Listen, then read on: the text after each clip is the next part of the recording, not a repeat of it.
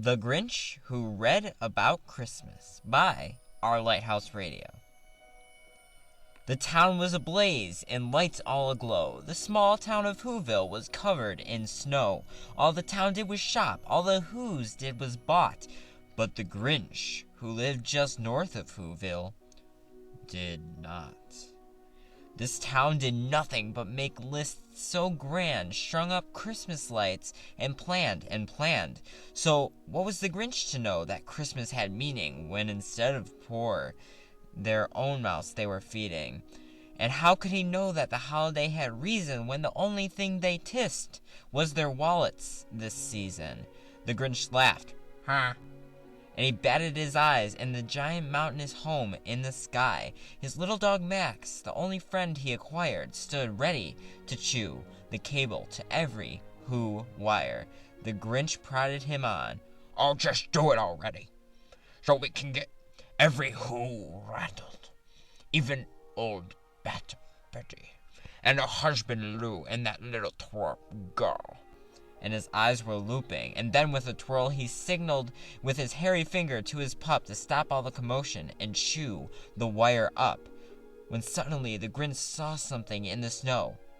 What could it be? He just had to know. The Grinch picked it up. It was his book of hate, so every year he could yell from the mount and wipe off his slate. The book used to read The Holy Whovian. It told stories of a righteous man who died just to silence the hate of the Whos, to silence the hate that's on me and on you.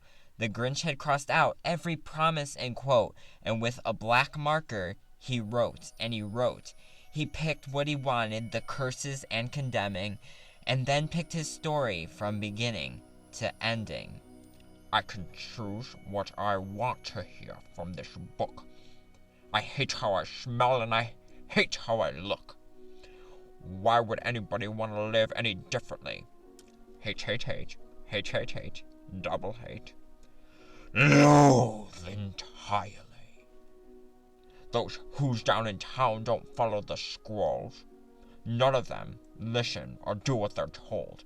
They teased me and laughed right in my face. And to Mother May Who, I was made a disgrace. Look at that hack job, look at his cheek, ha!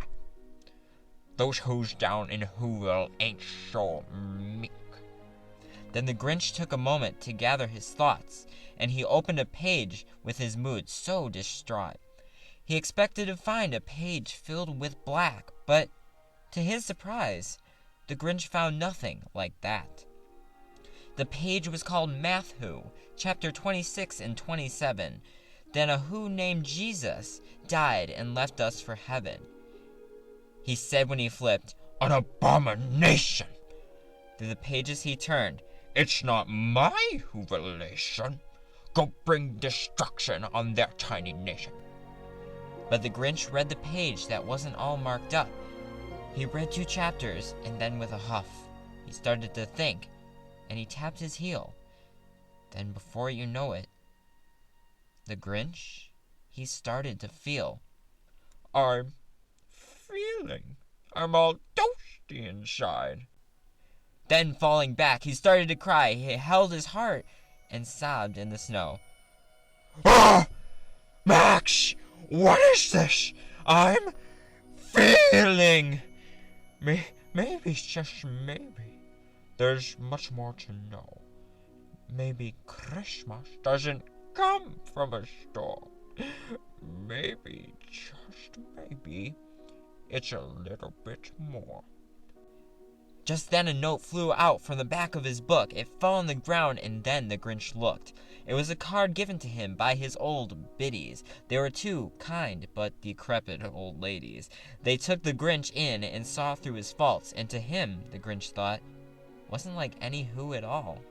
It said, "The true meaning of Christmas is more than a maybe. It's all about a little Whovian baby who came in a manger to die for your hate, to die for your hurt, your disgust, and your fate. A meaning so true is not one you'll find, but only in the birth and death of the Who, Jesus Christ." The Grinch said a prayer, and then his dog chewed The Grinch started regretting being so rude. Then he went up to his lair and started to gather every bough, holly, wrapping. With a mighty clatter, then he got up on his big Grinchy ladder and laid on his bed thinking. I actually matter? He packed his stuff into a bag and rode off into the town, but to his dismay, no one was around. They were all tucked up dreaming and asleep in their bed, waiting for the fatty all dressed in red. So the Grinch put the gifts underneath the barn instead of leaving a big card that simply read, I've changed my ways. I hope you can see that all you have to do to find Christmas is believe in the one who came to die for you and me, the tiny who town of Bethlehem within the city. The Grinch walked back, and then in the sky he saw it open before his eyes. The sun was rising. It truly did rise. And finally, with much surprise, the Grinch felt whole. The Grinch felt love. I think, Grinch, I heard about the big who above. He trudged up that mountain with all of his might and said, Merry Christmas to all, and to all a good. Wait. Forget about it. Merry Christmas. We can take whatever we want this Christmas out of the Bible, but we can't take Christ out of Christmas. If you actually read and see what's in there, you might be surprised at what you find. So, read truly what Christmas is about this season, and you won't be like the Grinch. But you might be like the Grinch in the end. He realized that he is loved by the big who above in the sky, which is, for us, God. So take time out of your busy schedule this Christmas for God, because he loves you more than anything. And let's see what happens when the Grinch realizes that he did something good. What? What is this? Oh, it's a letter. It's from that girl. She said that I did a good thing? What? Oh, even if I wanted to come down to the town, my schedule wouldn't allow it. Let's see. 4 o'clock, self-pity. 4:30, stare into the abyss. 5 o'clock, self-willed hunger. Tell no one.